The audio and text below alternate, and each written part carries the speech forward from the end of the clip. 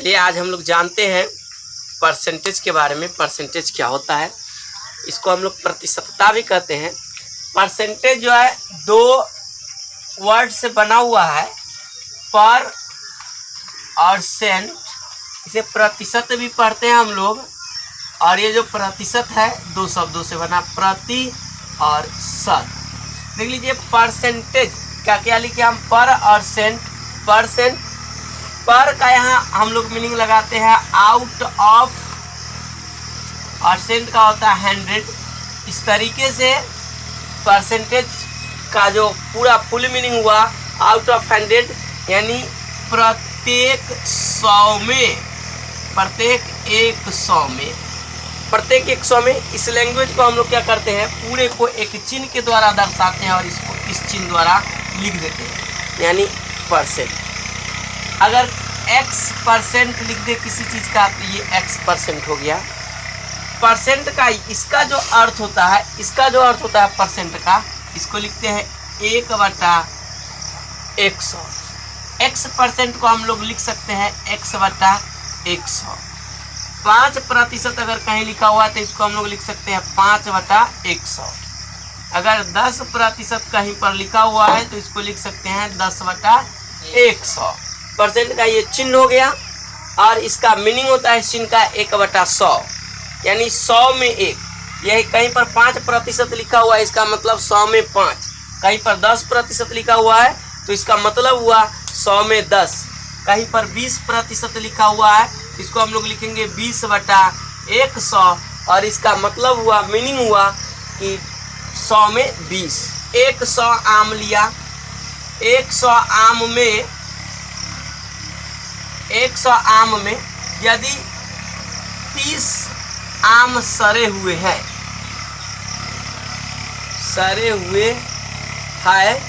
तो कोई पूछे कि यह कितना प्रतिशत सड़ा हुआ है।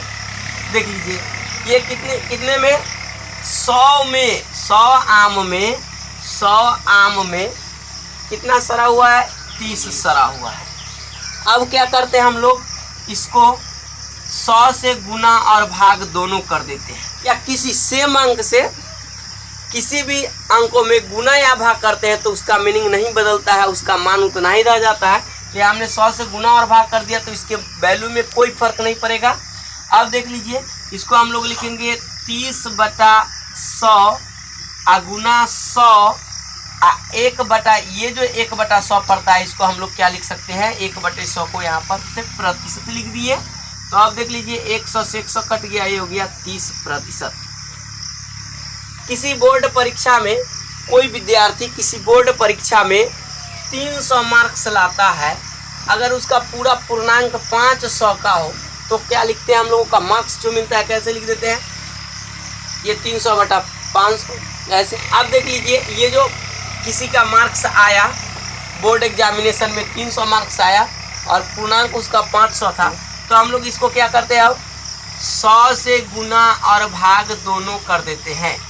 100 से अब गुना भाग दोनों कर दिए तो देखिए इसको फिर क्या लिखेंगे, ये 300 और बटा 500 और गुना 100, और ये जो 1/100 पड़ता है इसको हम लोग क्या करते हैं, प्रतिशत का चिन्ह लगा देते हैं, क्योंकि प्रतिशत का मतलब होता है 1/100, यानी आउट ऑफ 100।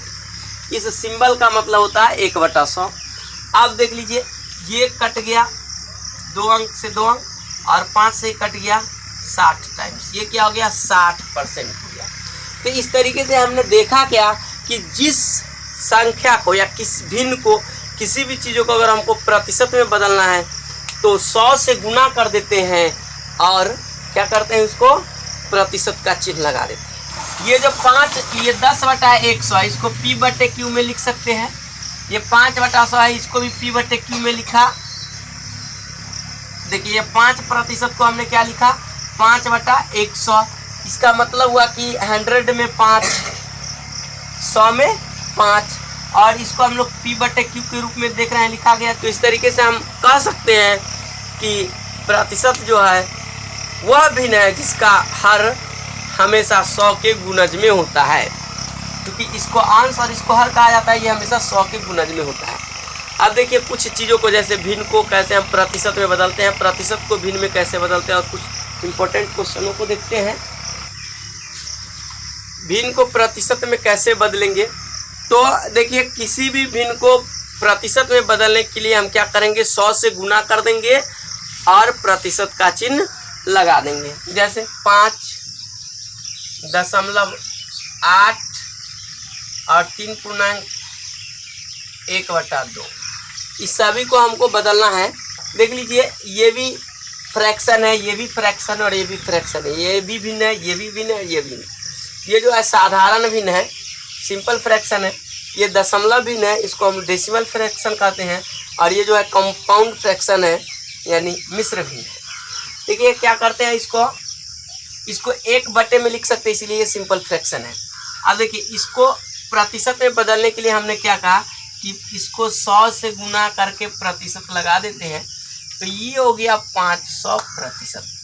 अब ये 0.8% है, तो इसको पहले दशमलव को हम लोग हटा देंगे, उड़ा देंगे, तो जगह 8 दशमलव है 1 और दशमलव के बाद 1 अंक है, तो यहाँ पर 10 और गुना 100 और प्रतिशत का चिन्ह लगा दिए, 1 0 से 1 0।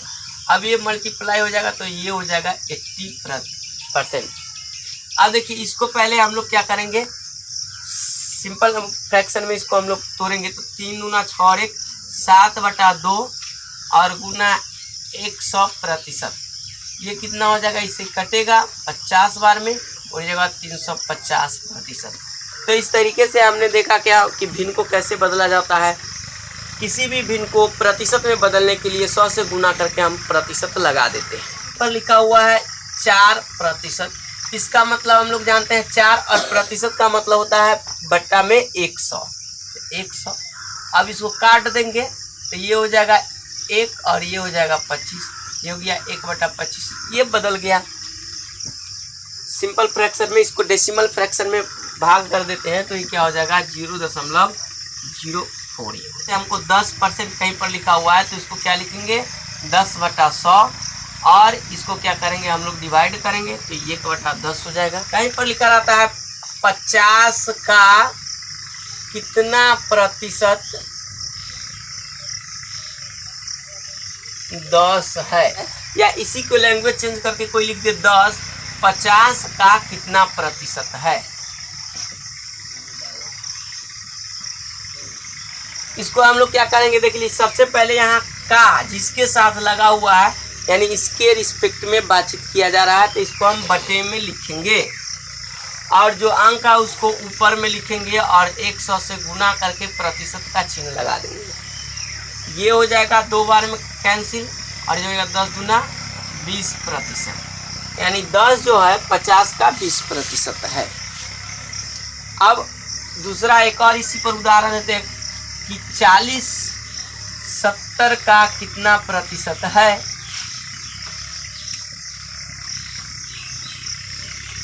तो इसको कैसे बनाएंगे, देख लीजिए, का 70 के साथ लगा हुआ है, तो ये बटे में चला आएगा, ऊपर में ये 40 जाएगा और 100 से गुना करके प्रतिशत का चिन्ह लगा देंगे।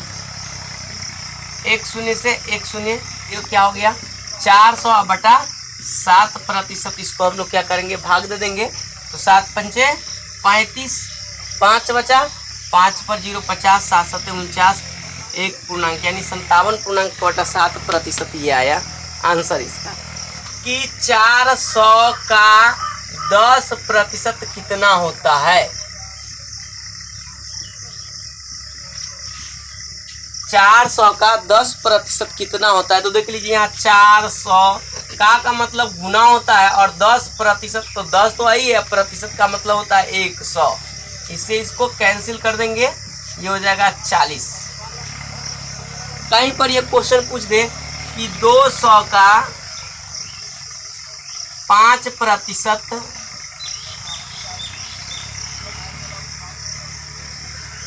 कितना होगा। 200 का 5% कितना होगा, देख लीजिए यहाँ पर ये 200 लिखा हुआ है, का है तो यहाँ गुना हो जाएगा, 5% है तो 5% का मतलब होता है बट्टा में 100।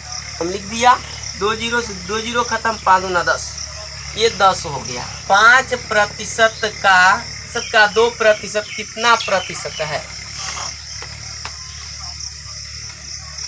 कहता है 5% का 2% कितना प्रतिशत है। 5% का 2%, 5% यहाँ पर हम लोग का है, इसके आधार पर बातचीत किया जा रहा है। तो 5% नीचे में, 2% ऊपर में, और फिर हमको प्रतिशत में बदलना है तो गुना 100 से गुना करके प्रतिशत का चिन्ह लगा देते हैं। प्रतिशत से प्रतिशत कैंसिल, 5 से 20 बेर में, और कितना हो गया ये 40% आंसर हो गया। 4%, 5% का कितना प्रतिशत है।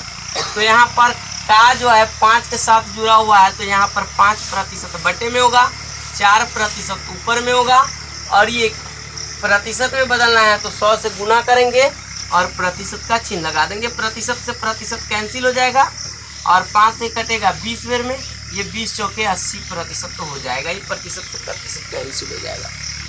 40 60 से कितना प्रतिशत कम है। देख लीजिए कहीं पर ये क्वेश्चन क्या है, 40 जो है 60 से कितना प्रतिशत कम है। तो से चाहे का लगा रहे तो उसको हम लोग बेस बनाते हैं। तो देख लीजिए क्या लिखा हुआ है, 60 से, तो 60 को बटे में ले आए, और 40 और 20 में कितना का अंतर है, कम कितना है 40, ये 20 कम है, तो यहाँ पर 20 लिखेंगे और गुना में 100 और ये प्रतिशत लगा दिया हो जाएगा। ये 1 शून्य से 1 शून्य 2 से 3 बार में, और ये कितना हो जाएगा 100/3%। इसको सॉल्व करेंगे 33.3% आ जाएगा। ऐसे क्वेश्चन लिख देता, 60 जो है 60 40 से कितना प्रतिशत अधिक है।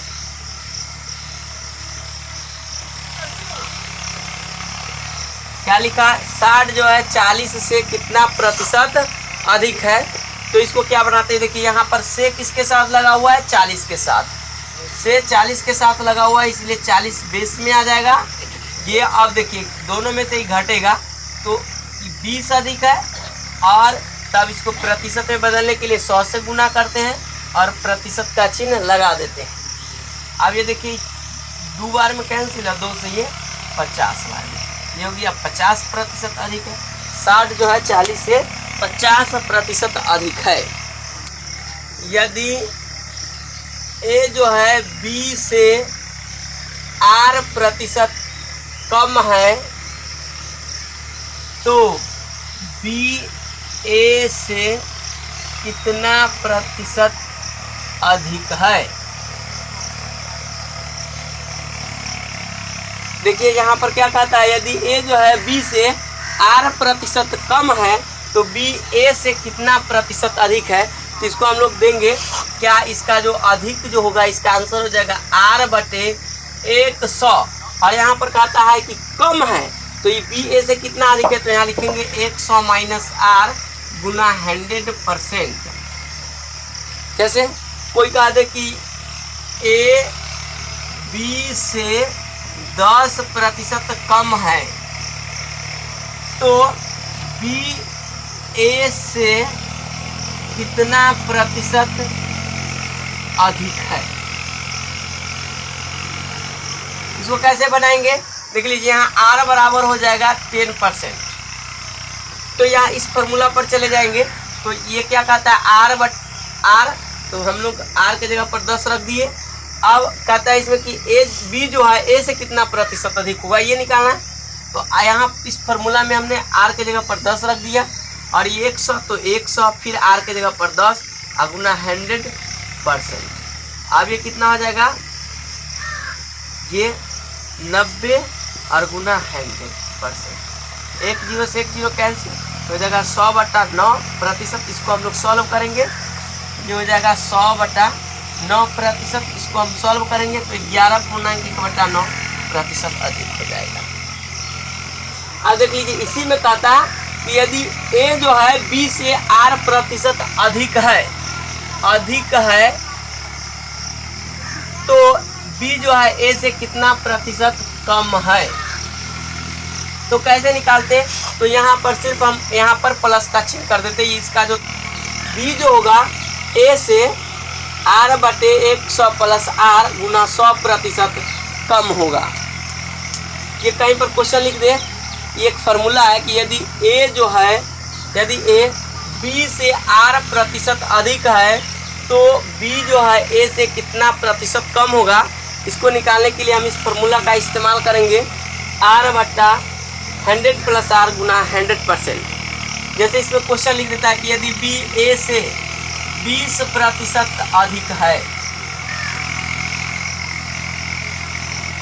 तो b जो है a से कितना प्रतिशत कम है, तो इसको हम लोग कैसे बनाते, देखिए यहाँ पर हमको r के जगह पर क्या लिखा हुआ है, r के जगह पर 20%, तो इसको क्या लिखते हैं, आप इस फॉर्मूला में रख दे, r के जगह पर हमने 20 रख दिया, 100 की जगह पर 100, फिर r के जगह पर 20 और 100%।